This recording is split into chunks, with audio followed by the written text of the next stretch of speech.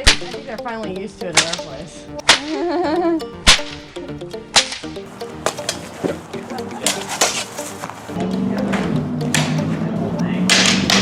Wolverine cosplay. I'm Batman.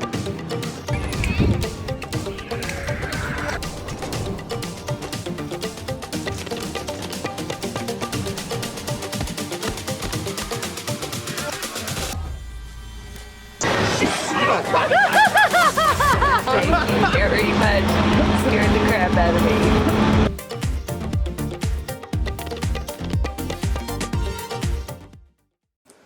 Hey everybody, and welcome back to my YouTube channel. Today we're going to be doing a review of these LARPing swords by a company called Mitryl.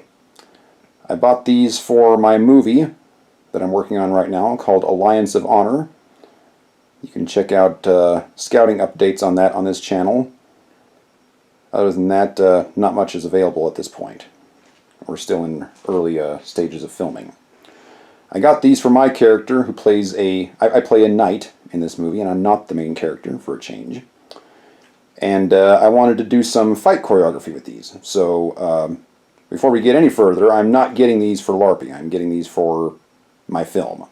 So keep that in mind for those that are looking to LARP with this, although these swords are outstanding. So let's take a closer look at them real quick. First of all, here's the company. You can find them on Etsy. Mitryl, that's how you spell it. And they make very high quality foam LARPing swords. Their listing said they're middle of the road, so I don't know what a high quality one would be, but these are outstanding. They look great on camera, as you can see. They're very heavy duty. They're safe. And the detail in them is also very nice, which I was impressed with. I mean, they look cool, and they have stuff on their website that's even more articulate than this is. I just wanted something that was red and kind of fancy for my character, but not super fancy.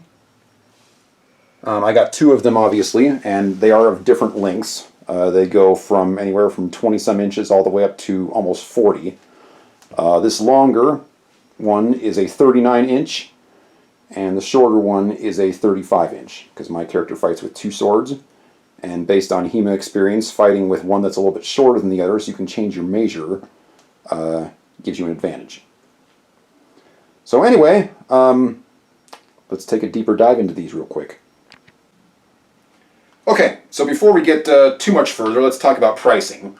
The prices vary anywhere from between $100 to about $120. It depends on how long you want the sword to be and if you want the ProTech coating on it. The ProTech coating is supposed to make the sword last longer and be extremely resilient to the elements. So let's come over here to the sink real quick. I got both of mine with ProTech because since we're going to be out filming a lot, I wanted to make sure they lasted.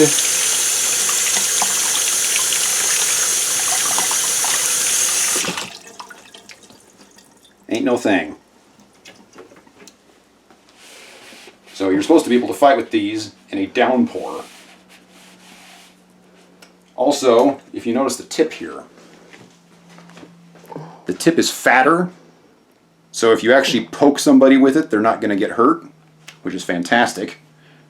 Now, if you stick this in somebody's eye, they're probably not going to have to go to the hospital, but it will hurt an awful lot. So just keep that in mind. But the only way this is going to look wonky on camera is if the camera catches it in this direction, because obviously the blade doesn't look right. If you hold it this way, it looks great.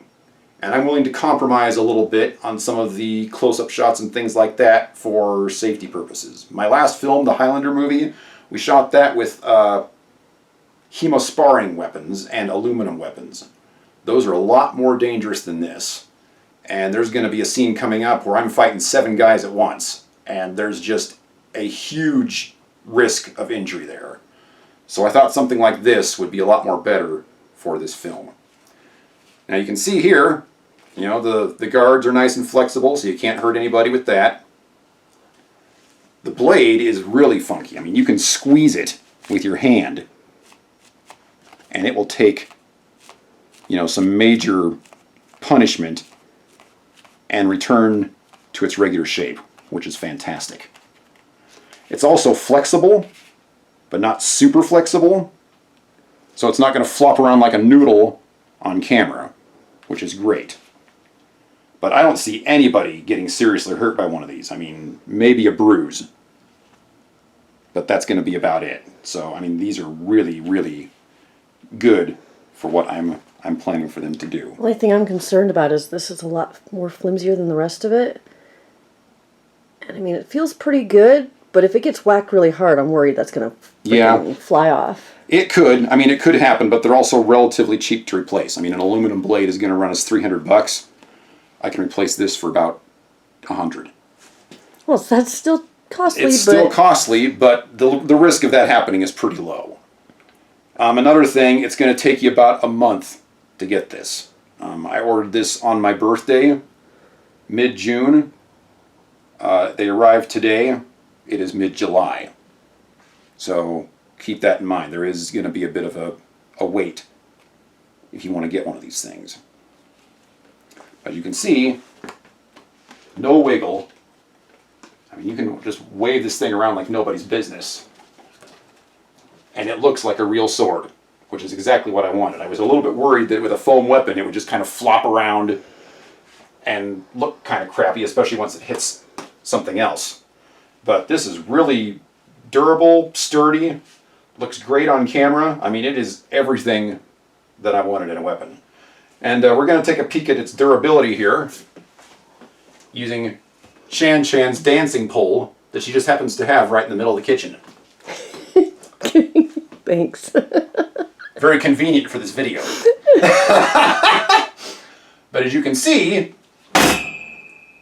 this thing can take a hell of a beating. I'll whack it a couple times. Don't hurt my pole. Nothing. Absolutely nothing. And there is no reason that we should be hitting each other that hard in a choreographed scene. No, but it might happen because of It newbies. could possibly happen. People get carried away. We've got a lot of people that aren't trained in this sort of thing. That A lot of people that aren't trained, they're going to swing as hard as they can. This is a really good choice for this movie.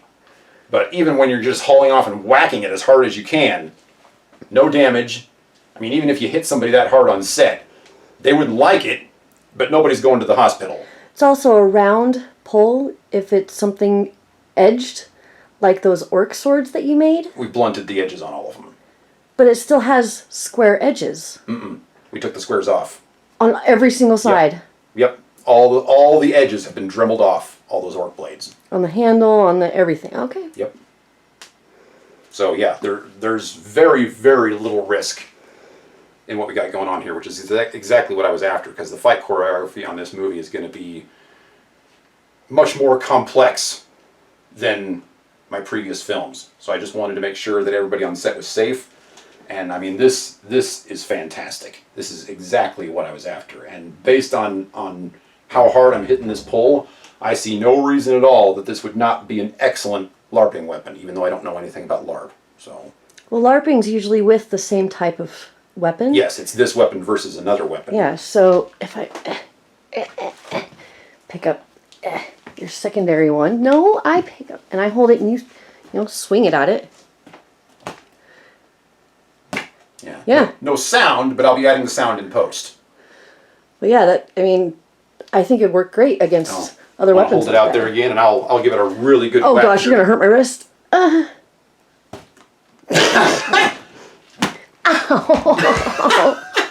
That was my wrist. Don't hold it so hard. Limp wrist it. Yeah, but then it's gonna just fling. Here, give it to me. Ow! Okay, so here we go. I'm gonna sprain my wrist.